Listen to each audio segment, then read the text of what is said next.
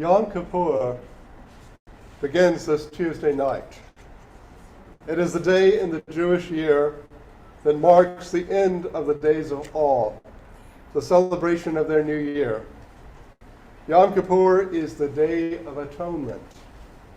Part and parcel of this 10-day holy period is that one reflect on the past year and make amends with God and anyone one might have slighted in any way in the past year. As Reformed Rabbi Jonathan Siger writes about the practice of Yom Kippur, before we can ask God to forgive us, however, we must forgive all who have hurt us in word or deed, whether these injuries were intentional or thoughtless. We are commanded to apologize to others no less than 3 times for wrongs between human beings. If someone refuses to forgive you after 3 sincere attempts to make peace, the sin is theirs. As God is merciful, endlessly patient, and quick to forgive, so should we be. But you might not necessarily agree with the theological implications of Rabbi Siger's statement. Forgiveness is a spiritual value that promotes better relations between people. Forgiving does not come naturally. It is difficult to let go of the hurts, the wrongs, the anger of another's misdeeds. It is difficult to forgive ourselves for the things that we have done. It is even more difficult to acknowledge our faults before another. After all, who wants to admit that she has been unloving, irresponsible, cruel, lazy, or stupid? Nobody. We would all prefer to think of ourselves as being above such things, and most of the time, most of us are. Unitarian Universalists prefer to see the good in human nature. Unitarian Universalists therefore also often tend to ignore what people in other faiths refer to as sin. When I was writing down the quotation from Rabbi Siger's article, I almost changed the word sin to the word fault, because I feared that the theological issues would cloud the deeper meaning of the article when it was read aloud. Like some of you, I grew up in another faith. Sin had a different meaning then. It meant a deed or thought that displeased God to such a great extent that God might condemn you to eternal damnation. Yet the original meaning of the word sin, as it is used in the Bible, is derived from archery. Yes, bows and arrows. Sin originally meant something like missing the mark, or not aiming well. Sin, therefore, did not have the heavy weight that it carries today. Our understanding of sin is linked to the understanding of forgiveness, though. The Unitarians and Universalists of our movement's history were so determined to counter the typical religious view that humanity was inherently evil that they wrote tract after tract in the 19th century explaining their views. As the old saying goes, the Universalists believed that God was too good to damn them, and the Unitarians believed they were too good to be damned. At the heart of this is a kernel of truth. Both religious movements endeavored to show that humanity was not depraved and hopeless, but lovable and reasonable. Both religious movements believed in the goodness of human nature. We, the heirs of these 2 religious movements, share their optimism about human nature. Sometimes, though, this gets us into trouble. We might elevate ourselves so high that we think we can do no wrong. Unitarians historically have often seemed very arrogant. In our effort to erase the conservatives' definition, we might have forgotten our own faults. While Unitarian Universalists might be quick to forgive others' faults, they may not always be willing to acknowledge their own mistakes. When we think of evil, we often attribute it to the other guy, Well, sometimes I am the other guy, able to be as bad as anyone. Sometimes I, too, need to be forgiven.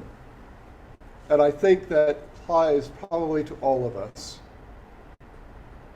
When Jesus was asked whether one should forgive 7 times someone who is wronged, he replied, no, 70 times 7.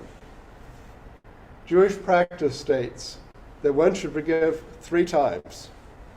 When Peter approaches Jesus about the number of times one should forgive, he has already increased the number beyond that which Jewish custom encourages, and Jesus increases that number many more times. It seems unusual to quote Jesus' response, as this is the high holy days. But his context was one of interpreting the tradition in which he was reared, and that was Judaism. It often feels uncomfortable for Christians to acknowledge that Jesus was Jewish, and it's often uncomfortable for Jews to acknowledge that Jesus was Jewish as well. I've been reading a book. I read it off and on. It's entitled The Jewish Annotated New Testament, and it's written by rabbis and Hebrew scholars, not by Christians at all. And it's telling us what Jesus actually meant when he was talking to Jewish people. They understood that, but the Christians nowadays don't understand these things that he said. So that's why the implication is of 7 times 70 is important, because it actually relates to something that isn't found in Christian tradition. Now, I am sure that somewhere in this crazy world, there is a biblical literalist who is counting up the number of times he has forgiven his wife and believes that when he reaches 490 times, that he does not need to forgive anymore. But that is not what Jesus meant.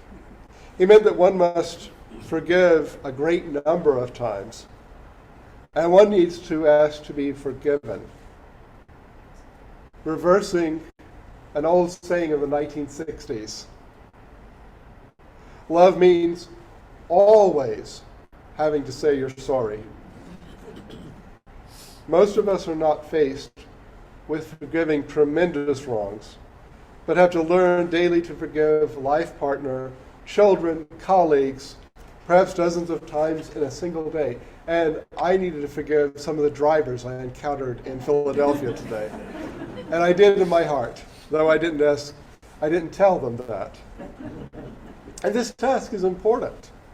If the ordinary petty grudges of life together are nurtured, they will poison the relationship and poison your soul or spirit, your mind.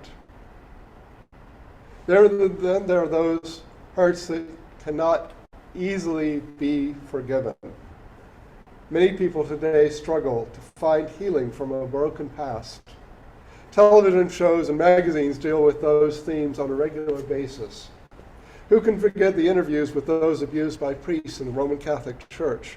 Who can imagine Palestinians or Israeli parents who have lost their children to violence, turning to each other with a reconciling spirit?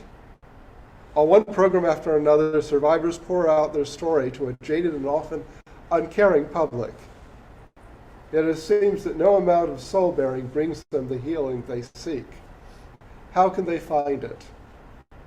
To say merely forgiving is too simple an answer. Yet, it's the only one that works. As long as the hurt is held onto, as long as the terrible moment is relived, only negative emotions and behaviors will result. No cash settlements from religious authorities will resolve the pain, soul pain, of those people who are abused by priests. No amount of anger or vengeance will resolve the animosity of people on warring sides. Maybe time and separation from these traumatic events will provide a salve to the wounds. No one can move on without endeavoring to forgive. Not forgiving exacts a human cost on the psyche. Many years ago, I counseled a woman in another church whose father had died. She told me about growing up in an alcoholic household with two abusive parents. She had to move vodka bottles every morning to pour cornflakes into a bowl on the kitchen table. She took care of her younger sister. Her parents' alcoholism scarred her life. Here it was, though. Her father, her only remaining family member, had just died. She was in real grief. She had been the only family member to visit her father. She went into the nursing home every Saturday where he was housed due to Alzheimer's disease. She brought her boombox and they listened to opera together. It was the only time all week long the nursing home staff told her that her father had any affect whatsoever. And here she was, shocked that her father had died.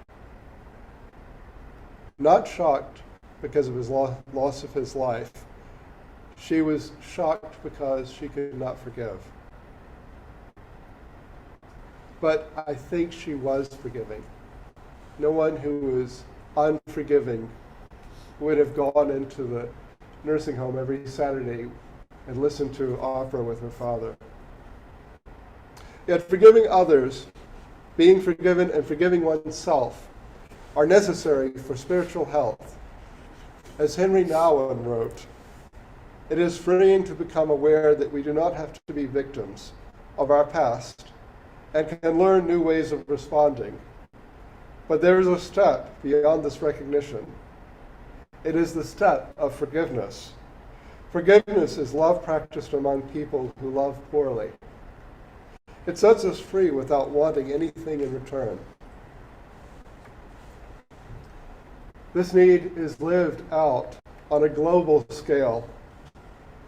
Entire nations of people battled, unable to forgive past wrongs. The history of the 20th century, I think, is more caught in that cycle of unforgiving menace. After the loss of Alsace and Lorraine in the Franco-Prussian War in 1870, the French people sought revenge by swearing to retake those provinces, and they humiliated the German Empire at its defeat in 1918.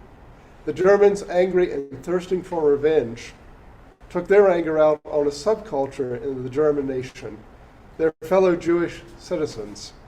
They also blamed everyone else for their defeat, but singled out German Jews for their ire.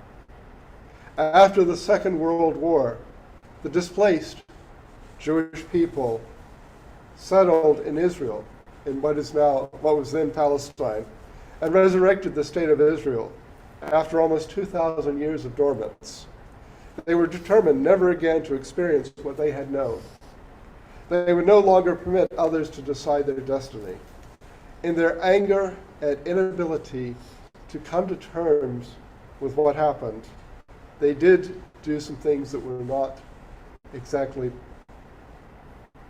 appropriate. And those deeds caused a backlash amongst the Arab community. One group of Muslims, sympathetic to the Palestinian cause, flew airplanes into the World Trade Center a little more than 22 years ago, making this history 21 years ago, making this history a link in a chain of events poisoned by the inability to forgive or come to terms with the awful history that these people, different people, had experienced.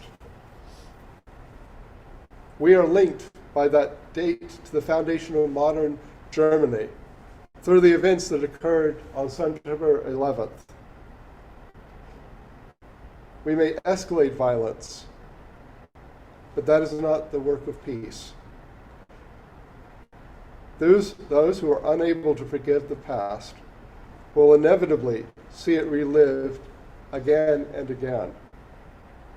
Much of this is perception. We have the ability to revise any situation, to revision it according to our expectations. If you perceive yourself as the injured party, you might not think about how the other person feels. Sometimes this is a matter of just looking for something you have not seen before in your interactions with others.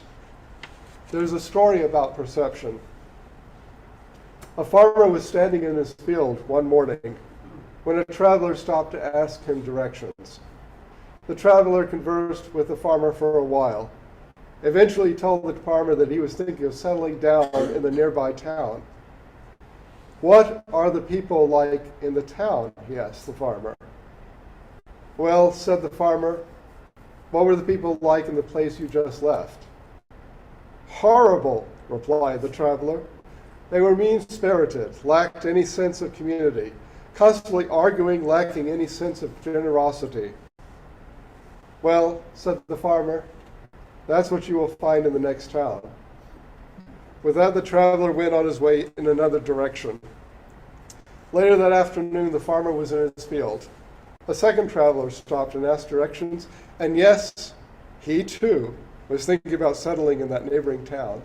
There must have been some population upheaval. And he also asked the farmer what the people were like in that nearby town.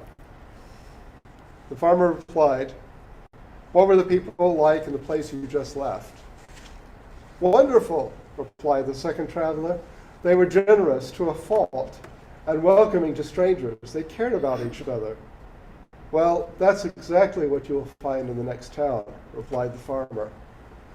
If you count up the harm against you and do not forgive, then the petty grudges take a root in the consciousness, and you can expect only the worst. And, of course, there you can find it as well. If you're able to see the good in others and forgive their faults, then you will expect the best, and you will find it as well. It's a matter of behavior and perception. This gets to the point that spirituality, however we might define the word, helps us to forgive. According to the Dalai Lama, spirituality is about connection. When we embrace spiritual connection, we realize that all human beings are flawed and beautiful, even in the midst of insanity and sometimes even in horror. One of the elements of the Jewish days of awe, the New Year, is that after one has forgiven or asked for forgiveness, God takes quill in hand and writes each person's future. One of the traditional greetings during Rosh Hashanah is a blessing. May you be written down for a good year. In the Jewish tradition, God gives better fortune to those who are giving and forgiving. That is the belief. Our beliefs in community are more diverse. We gather ready to agree upon some points, but knowing and honoring the differences between us. It is just as important that we Unitarian Universalists practice forgiveness in community as any faith or tribe. All of us have wronged or been wronged by others at some point in our lives. Yet to dwell on human failings is to deny the power of love and forgiveness. The spirit of life can move in our lives if we only open our hearts to it. Love is greater than hatred. Faith is greater than apathy. And hope is greater than despair. 500 years ago, Thomas à Kempis advised fellow monks that our peace in this life should depend on humble forbearance rather than on the absence of adversity. Conflict is ever part and parcel of the human condition. This forbearance Thomas à Kempis wrote about, the willingness to forgive, is the secret, the balm of a truly happy life. Without forgiveness, we will never find real community nor lasting relationships with each other. With forgiveness, our lives will be more richly blessed than we can imagine. May that spirit that moves us to recognize the conditions to each other, the connections to each other, and to this planet, enable us to find within us the capacity to move away from the place that hurt and move to the places that embrace possibility. May we begin anew. May we forgive and be forgiven. So be it. Blessed be.